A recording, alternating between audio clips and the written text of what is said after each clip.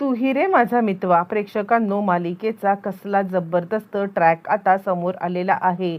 आत्तापर्यंत आपण इकडे पाहत आहोत की प्रत्येक वेळेला नम्रताने ज्या काही गोष्टी केल्या त्या लपत चाललेल्या आहेत, पण या वेळेला नियतीने नम्रताचा उलटा गेम केलेला आहे। हो प्रेक्षकांनो, नियतीने नम्रताचा उलटा गेम केलाय आणि तो सुद्धा मात्र आता इकडे तिची सासू आणि आता इकडे राजेश यांच्या कारनाम्यांच्यामुळे। म्हणजे आता जो सापळा रचण्यात आला होता तो म्हणजे स्वतः आता ईश्वरी आणि अर्णवसाठी, पण या सगळ्यामध्ये हा सापळा माहिती नसल्या कारणाने मात्र ईश्वरी आणि अर्णव यांचं वाईट करण्याच्या दृष्टीने मात्र आता नम्रताने जे काही पाऊल उचलले त्यामध्ये नम्रता आणि आकाश हे दोघं अडकलेत। खरं तर आकाशचा काहीच दोष नाही आहे, पण आता बायकोच्या कर्मामुळे आकाश पण या सगळ्यामध्ये अडकलाय, कॉम्पिटिशनमधून डिस्क्वालिफाय सुद्धा झालेला आहे आणि आता घरच्यांच्या समोर नम्रताचं कारस्थान पण आलंय। असं नक्की काय घडलंय कॉम्पिटिशनमध्ये शेवटच्या क्षणाला, असं काय घडलं सगळं सविस्तरपणे पाहूया छोटूसा व्हिडिओ चुकवून। इकडे आपण पाहिलं की ऐत्या वेळेला मात्र आपला कॉस्ट्यूम खराब झाल्यामुळे ईश्वरी खूपच पॅनिक झालेली आहे आणि पॅनिक झालेल्या ईश्वरीला इकडे अर्णव मात्र समजवतोय की काळजी करू नको, मी ताबडतोब दुसरी आता एक शोधतो, म्हणजे दुसरी ताबडतोब आता इकडे मी हे शोधत आहे, साडी तुला आणून देतोय रेडीमेड ब्लाऊज सकट। यावरती ती म्हणते सर पण ही साडीचं मी आता प्रिपरेशन केलं होतं ते सगळं फूड कलर किंवा त्या थीमवरती, अशा थीमची साडी मिळणं फार कठीण आहे, मला काहीही झालं तरी हीच साडी नेसावी लागणार आहे। आणि त्यावरती तो म्हणतो ठीक आहे आपण 1 मिनिट बघूया, हा जो काही कलर लागलाय तो एकाच बाजूला लागलेला आहे, काय करता येईल हे आपण ड्रेसिंग रूम मध्ये जाऊन बघूया। असं म्हणत मात्र आता आपली साडी आपली बॅग आणि सगळंच घेऊन तिकडून आता निघालेली आहे ती म्हणजे इकडे आता ईश्वरी आणि अर्णव ड्रेसिंग रूम मध्ये जाण्यासाठी, जेणेकरून तिकडे गेल्यावरती मात्र आता काही गोष्टी कळतायत किंवा काही गोष्टी मात्र आता हे होत आहेत ते पाहण्यासाठी। त्याच वेळेला आकाशला खूप वाईट वाटलंय की हे नक्की झालंय तरी काय, आणि त्यानंतर मात्र आता आकाश इकडे नम्रताला सांगतो 1 मिनिट दादाचा काय प्रॉब्लेम झालाय तो बघून येऊ। पण नम्रता कसली डॅम्बिस, नम्रता सांगायला लागते काही जायची गरज नाहीये, मागच्या वेळेला सुद्धा आता तुम्ही तिकडे निघून गेलात आणि त्यामुळे आपण कॉम्पिटिशनमधून हारलो, त्यामुळे मात्र ती आता सांगायला लागते आत्ता जर का तुम्ही तिकडे निघून गेलात ना मग मात्र मी या सगळ्यामध्ये हे सगळं असंच ठेवेन आणि मी पण कॉम्पिटिशनमधून आउट होईल। तुम्हाला स्वतःला जिंकायचं हे नसेल तरी माझ्यासाठी तरी तुम्हाला इथून हलता येणार नाहीये, असं म्हणत मात्र आता नम्रताने या सगळ्यामध्ये आकाशला चांगलंच वेठीला धरले आणि काहीही झालं तरी इकडून हलायचं नाहीये असं मात्र सांगितलेलं आहे। बरं हे सगळं सांगितल्यावरती इकडे आता आकाश बोलायला लागलाय की ठीक आहे आपण बघूया काय करायचं ते। पण तोपर्यंत नम्रता विचार करते चला ऐत्या वेळेला इशूला हे समजलंय म्हणून बरं झालंय, ती काहीच करू शकणार नाहीये, कारण काहीही झालं तरी ऐत्या वेळेला मात्र आता जरी कॉस्ट्यूम बदललं तरी आता तिची थीम आता इकडे पूर्णपणे वेगळी असणार आहे आणि त्यामुळे ईश्वरी या वेळेला तरी काही जिंकणार नाहीये, ही गोष्ट मात्र आता खरी असा विचार मात्र आता ती इकडे करत आहे।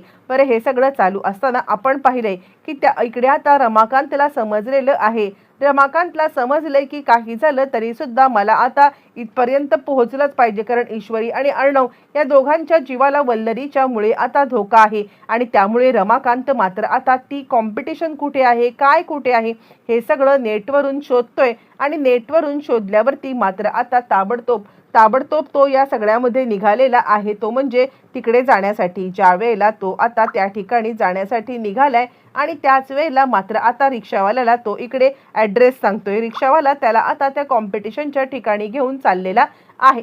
बरं रिक्षावाला कॉम्पिटिशनच्या ठिकाणी घेऊन चाललेला असं नम्रता विचार करते नक्की आता ही इशू करते तरी काय हे सुद्धा मला पाहिलं पाहिजे, नाहीतर आता या सगळ्यावरती सुद्धा ती सोल्युशन काढेल आणि त्यानंतर मात्र आता इकडे आपण पुन्हा एकदा हरू ही तिला सतत भीती वाटत आहे। म्हणून ईश्वरी काय करते हे पाहण्यासाठी मात्र आता ती ईश्वरीच्या ड्रेसिंग रूम मध्ये चाललेली आहे। बरं तोपर्यंत आपण इकडे पाहतोय की आता राजेश आलेला आहे, तो म्हणजे इकडे जे ट्रे फूड म्हणजे जे काही आता प्रिपरेशन केल्यावरती जे ट्रे घेऊन जाण्यासाठी मात्र आता फूड घेऊन जाण्यासाठी जे ट्रे आता ऑर्गनाइज केलेले आहेत प्रत्येकाच्या नावाचे, त्या फूड ट्रेच्या मध्ये आता ईश्वरी आणि अर्णव यांचं जे फूड ट्रे आहे त्या फूड ट्रेमध्ये मात्र आता तो इकडे बॉम्ब लावण्याचा प्रयत्न करतोय किंवा जेणेकरून ते आता फूड घेऊन आतमध्ये एंटर करतील ते टायमिंग ॲडजस्ट केलेलं आहे। त्या वेळेनुसार मात्र आता ते टायमिंग म्हणजे जजेसने सांगितलेल्या वेळेनुसार त्याने टायमिंग ॲडजस्ट केले की ज्या वेळेला ईश्वरी अर्णव ती आता ट्रॉली आपल्या रूममध्ये नेतील ती प्रिपेअर करून ज्या वेळेला ती ट्रॉली बाहेर घेऊन येतील आणि त्याच वेळेला नेमका आता स्फोट होईल असं सगळं त्यांनी प्लॅनिंग केलेलं आहे. बरं, हे सगळं होत असताना मात्र आता इकडे हे सगळं होत असताना त्याला आता तिथले काही लोक हटकतात आणि काही लोक त्याला आता हटकतात. त्यावेळेला मात्र आता त्याला या सगळ्यामध्ये काही झालं तरी सुद्धा काय करतोयस तू इथे असं विचारल्यावरती तो म्हणतो काही नाही, मी इथला ह्यांचा स्पॉट बॉय आहे किंवा मी इथे स्टाफ आहे आणि स्टाफना मात्र आता आम्हाला ऑर्डर दिलेले आहे की सगळ्यांचे फूड ट्रे वगैरे आता व्यवस्थित आहेत का, त्या ट्रॉली व्यवस्थित आहेत का, हे सगळं पाहायला आम्हाला सांगितलेलं आहे असं म्हटल्यावरती मात्र आता इकडे कोणालाही संशय येत नाही. ठीक आहे, काय असणार आहे, स्टाफ तर आहे असं म्हटल्यावरती मात्र आता इकडे त्याने बरोबर ट्रेमध्ये तो हे लावलेला आहे. ते लावल्यावरती मात्र आता अर्णव आणि ईश्वरी रूममध्ये आलेत. ईश्वरी म्हणते, अर्णव सर काय करायचं आहे, मला तर डोकं चालत नाहीये की ऐत्या वेळेला काय करायचं. यावरती अर्णव म्हणतो ते तर आहे पण मला कळत नाहीये हे सगळं केलं तरी कोणी. यावरती ईश्वरी म्हणते आत्ता सध्या ते केलं कोणी, काय कोणी हे विचारण्यासारखं किंवा आता हे करण्यासारखं काहीही राहिलेलं नाहीये. आपल्याला या सगळ्यामध्ये एकच गोष्ट करायची आहे आणि ती म्हणजे मात्र आता लवकरात लवकर या सगळ्यामध्ये काहीही झालं तरी सुद्धा आपण आता ह्याचं काय करायचं. अर्णव सांगतो एक गोष्ट करू शकतेस, या पदराच्या साईडला अर्ध्या बाजूला आता इकडे पांढरा डाग लागलेला आहे, त्यामुळे तू एक काम कर, पदराची ही पांढरी बाजू आहे ना ही कापून टाक आणि त्यानंतर त्याच्या ज्या साईडचे गोंडे आहेत ना त्या गोंड्यांची बाजू स्टिच करून घे. ईश्वरी म्हणते ठीक आहे, थोडीशी साडी आता कमी पडेल पण ती नेसण्यामध्ये मी आता ॲडजस्ट करेन. झालं, ईश्वरी आणि अर्णवने खूप मोठा जुगाड केलेला आहे आणि नम्रता यांच्या रूममध्ये नक्की आता हे काय करतायत हे पाहण्यासाठी आलेली असताना तिला हे सगळं समजलंय की ईश्वरी आणि अर्णवने या सगळ्या गोष्टीवरती सुद्धा आता जुगाड काढलेला आहे आणि त्यानंतर मात्र आता ती अधिकच चिडलेली आहे आणि चिडून आता ती विचार करते ते काही नाहीये. प्रत्येक वेळेला यांचं आता फावतं. आता ती विचार करते ते काही नाहीये, यांच्या आता फूड ट्रेचेस मी आता गोंधळ करून टाकते, म्हणजे काहीही झालं तरी सुद्धा मात्र आता यांचा आता फूड ट्रे इथपर्यंत पोहोचणारच नाहीये. त्यासाठी त्यांचा आता फूड ट्रेला मी काहीतरी जुगाड करते असा ती विचार करायला लागते. तोपर्यंत इकडे विचारायला लागते ती म्हणजे आता सौदामिनी, काय रे, काय केलंस काय तू, म्हणजे त्यांना हरवण्यासाठी काय तयारी तरी काय तुझी. यावरती मात्र आता राजेश तिला सांगायला लागतो तयारी म्हणजे काय, मुळातच या सगळ्यामध्ये काहीही झालं तरी सुद्धा मी तिकडे बॉम्ब लावलेला आहे. ज्या वेळेला असा टायमर सेट केलाय की त्या टायमिंगनुसार ते आता त्यांच्या रूममध्ये असतील आणि आता डेकोरेट करत असतील त्यांचं फूड ट्रे. असं म्हटल्यावरती ती सांगते ठीक आहे पण यावेळेला तुझा प्लॅन फ्लॉप नाही झाला.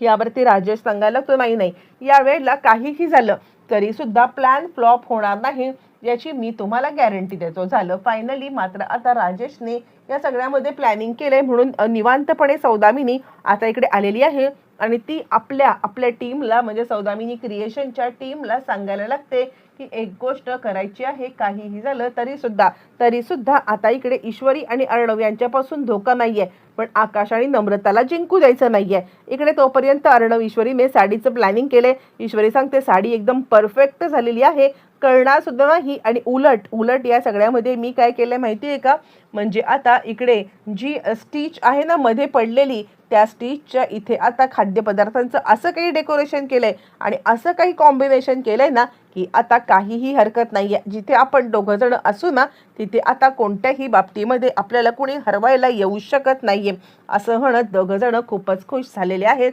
फायनली आता इकडे लगेचच फोन करून सांगतो आहे राजेश चला रेडी स्टडी गो. ते तयार झालेत आणि आता फूडचं डेकोरेशन चालू आहे.